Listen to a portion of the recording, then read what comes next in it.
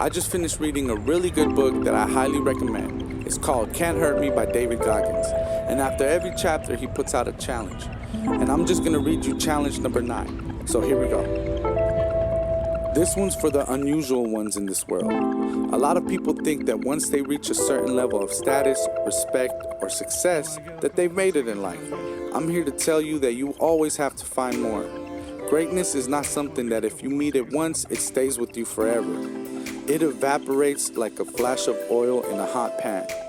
If you truly want to become uncommon amongst the uncommon, it will require sustaining greatness for a long period of time.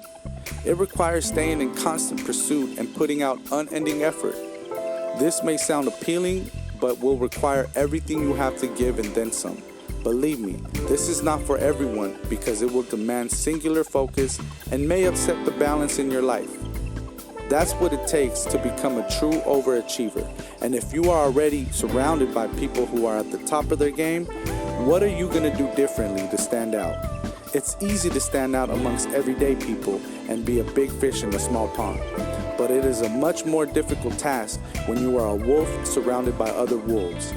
Torch the complacency you feel gathering around you, your co-workers, and teammates in that rare air. Continue to put out obstacles in front of yourself, because that's where you'll find the friction that will help you grow even stronger. Before you know it, you will stand out alone. The new book I'm reading is called Discipline Equals Freedom, and it's by Jocko Willink. And I just want to read you a couple things. Where does discipline come from? This is a simple answer. Discipline comes from within. Discipline is an internal force. Sure, you can have discipline imposed on you by a person like a drill instructor or that self-help guru on TV, but the reality is he won't give you the real discipline because that external discipline is not strong enough. It will not survive. It can't stand on its own. What you're looking for, what you need is self-discipline. Then we're going to cut to the Presidio, which is off land, down to Golden Gate Park, and then we'll cut into Dolores. It's easier. Self-discipline, as the very term implies, comes from the self, you. It comes when you make a decision to be disciplined, when you make a decision to be better, when you make a decision to do more, to be more. Self-discipline comes when you decide to make a mark on the world. If you don't think you are disciplined, it is because you haven't decided to be disciplined yet. People want to know how to stop laziness. They want to know how to stop procrastination. They have an idea in their head, maybe even a vision, but they don't know where to start. So they ask and they say, where do I start? When is the best time to start?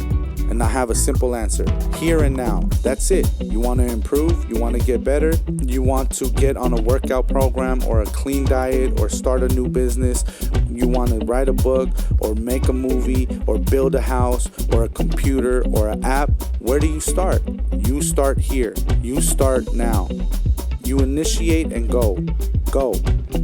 Here is the reality. That idea isn't going to execute itself. That book isn't going to go right itself. Those weights out in the gym, they're not going to move themselves. You have to do it.